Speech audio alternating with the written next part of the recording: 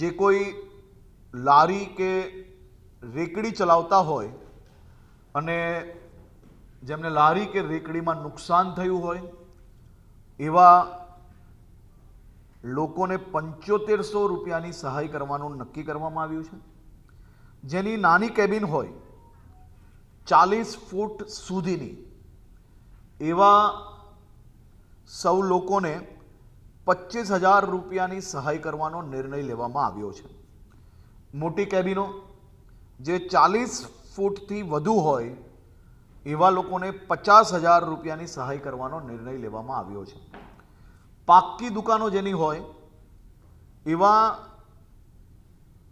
સૌ લોકોને 1 લાખ રૂપિયાની સહાય આ છેલ્લા 3 મહિનામાં જે લોકોએ જીએસટી રિટર્ન ભર્યું હશે એની કોઈ મર્યાદા નથી, પરંતુ જે જીએસટી રિટર્ન ભરતું હોય એવા લોકોને પાક્કી દુકાનમાં 1 લાખ રૂપિયાની સહાય આપવામાં આવશે.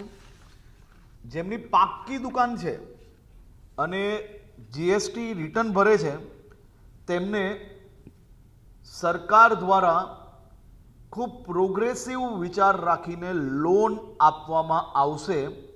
આ લોન પર 3 વર્ષ માટે 7% દરે વ્યાજ સહાય એ રાજ્ય સરકાર દ્વારા ડાયરેક્ટ ચૂકવવામાં આવશે, જેનું જીએસટીમાં 7.5 લાખ સુધીનું ટર્નઓવર છે એવા વેપારીઓને 20 લાખ સુધીની લોન મળશે.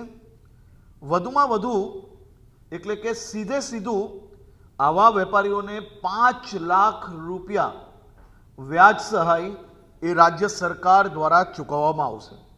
7.5 લાખથી 15 લાખનું જેનું ટર્નઓવર છે એવા વેપારીઓને 25 લાખ સુધીની લોન મળશે, જેમાં 8 લાખ રૂપિયા રાજ્ય સરકાર દ્વારા તેમનું વ્યાજ ચૂકવવામાં આવશે.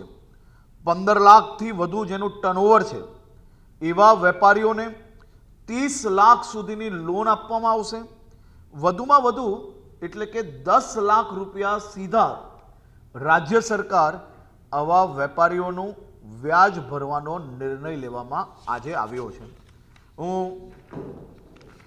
પ્રક્રિયાની એકદમ પારદર્શક કઈ રીતે રહી શકે, સૌ લોકોને ઝડપથી લાભ કઈ રીતે મળી શકે તે માટે રોકડ સહાય અથવા વ્યાજ સહાયમાંથી કોઈ પણ એકની પસંદગી કરવાનું રહેશે.